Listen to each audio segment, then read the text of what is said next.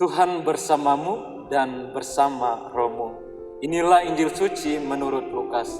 Dimuliakanlah Tuhan. Sekali peristiwa, seorang ahli Taurat berdiri hendak mencobai Yesus. Katanya, "Guru, apa yang harus aku lakukan untuk memperoleh hidup yang kekal?"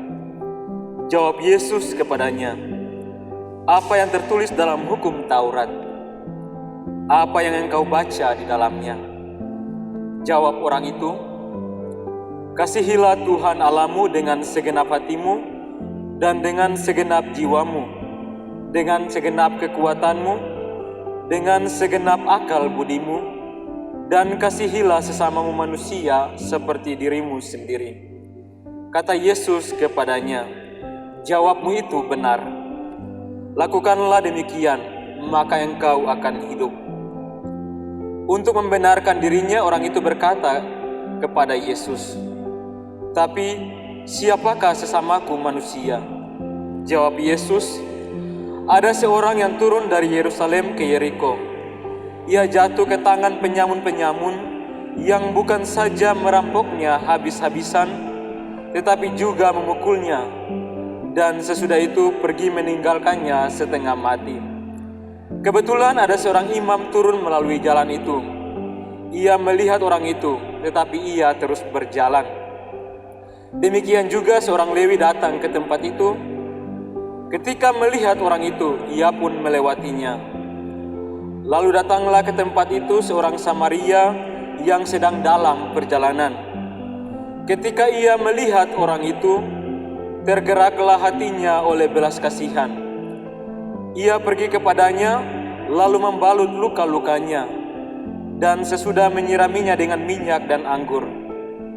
Kemudian ia menaikkan orang itu ke atas keledai tunggangannya sendiri, lalu membawanya ke tempat penginapan dan merawatnya. Keesokan harinya, ia menyerahkan 2 dinar kepada pemilik penginapan itu, katanya, "Rawatlah dia, dan jika kau belanjakan lebih daripada ini, aku akan menggantinya waktu aku kembali."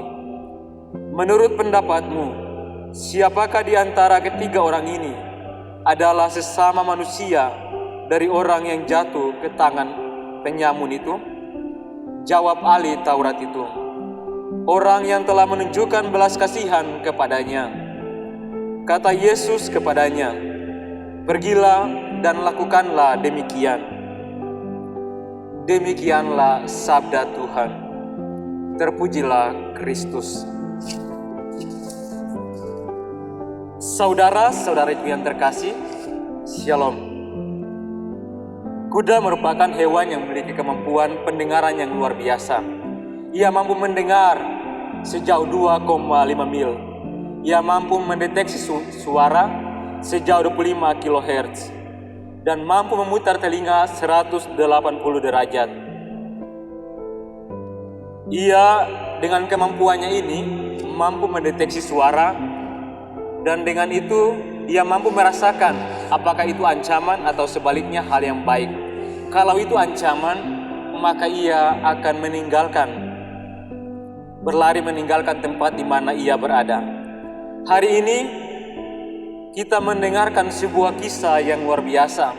Kisah orang Samaria yang baik hati, The Good Samaritan. Kisah ini sudah pasti berbeda dengan novel terkenal dari John Marsh, The Good Samaritan, yang ditandai dengan banyak drama. Kisah ini justru merupakan sebuah kisah sederhana yang menampilkan makna yang luar biasa. Seorang Samaria ditampilkan sebagai seorang yang baik hati, yang memperhatikan dan menunjukkan kepedulian kepada seorang yang dipukul oleh para penyamun hingga babak belur. Dalam kehidupan orang Yahudi, orang Samaria merupakan orang-orang yang diasingkan. Mereka dianggap sebagai bukan bagian dari orang-orang Yahudi. Namun Yesus justru menggunakan keteladanan orang Samaria untuk menunjukkan betapa baiknya orang yang diasingkan itu terhadap orang yang menderita.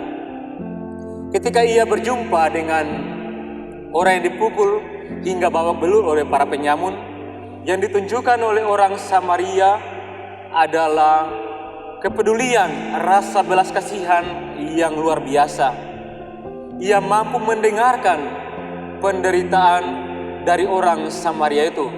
Karena pendengarannya, karena kepekaannya terhadap penderitaan orang yang menderita itu, ia kemudian menunjukkan belas kasihan. Injil menceritakannya dengan amat menarik. Ketika ia berjumpa dengan orang itu, ia langsung merawatnya dan kemudian mengangkatnya ke keledai dan membawanya ke tempat penginapan. Di rumah penginapan, ia masih meluangkan waktu untuk merawat orang itu.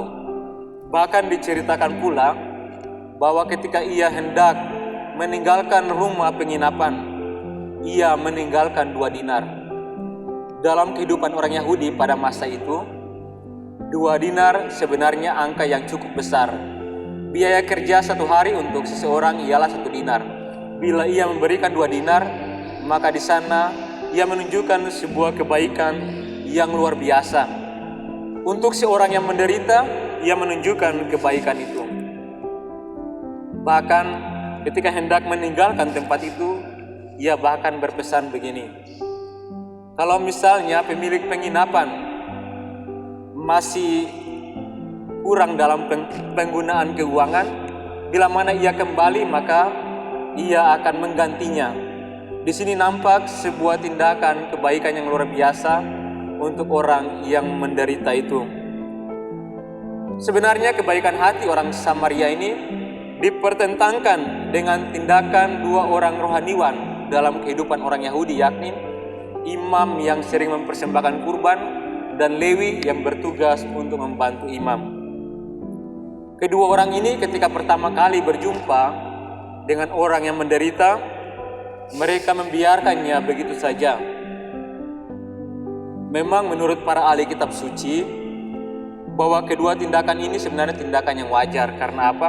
Karena mereka takut bila mana mereka menyentuh orang yang sementara menderita tersebut, orang yang terluka itu, maka bisa saja mereka akan najis. Dan bila mana mereka sudah najis, maka sudah pasti mereka tidak bisa mempersembahkan kurban di Bait Allah. Karena orang yang seharusnya mempersembahkan kurban ialah orang yang terbebas dari kenajisan. Tetapi apa yang ditunjukkan oleh orang Samaria ini merupakan suatu sikap yang luar biasa. Ia mampu keluar dari segala jenis aturan dan kemudian bertindak berbuat baik terhadap orang yang menderita itu. Sebenarnya kebaikan hati dari orang Samaria ini terjadi karena ia mampu sadar. Ia sadar akan eksistensi dirinya, akan keberadaan dirinya sebagai manusia, sebagai ciptaan Allah. Ia sadar bahwa ia hanyalah salah satu dari ribuan manusia yang lain. Ia adalah ciptaan Allah.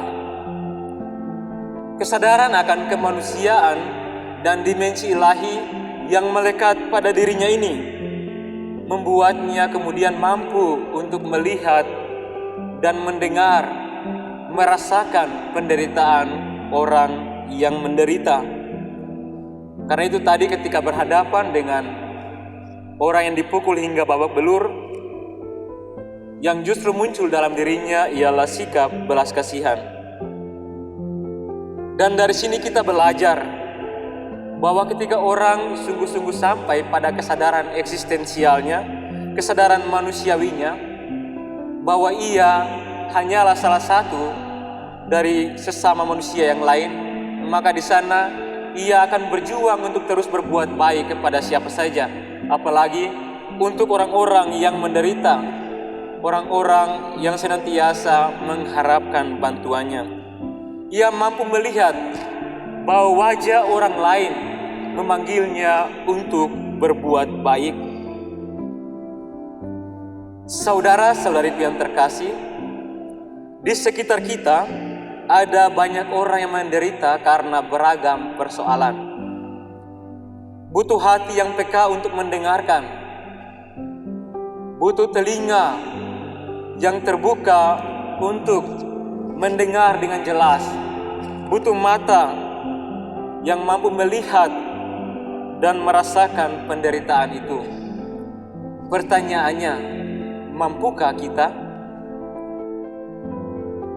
Hari ini kita diajak untuk melihat dan mendengar dengan jelas penderitaan orang-orang yang ada di sekitar kita.